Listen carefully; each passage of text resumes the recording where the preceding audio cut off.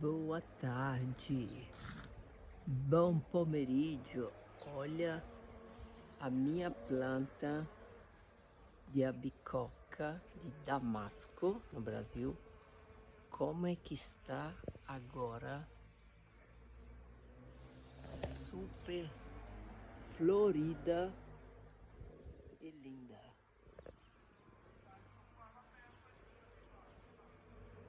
Olha que maravilha. Gente, é bonito demais isso aqui. Olha que coisa maravilhosa.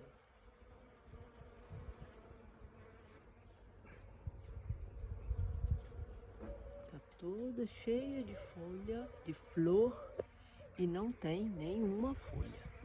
Depois as folhas fecham e vira fruto, e aí sai as folhas começam a sair.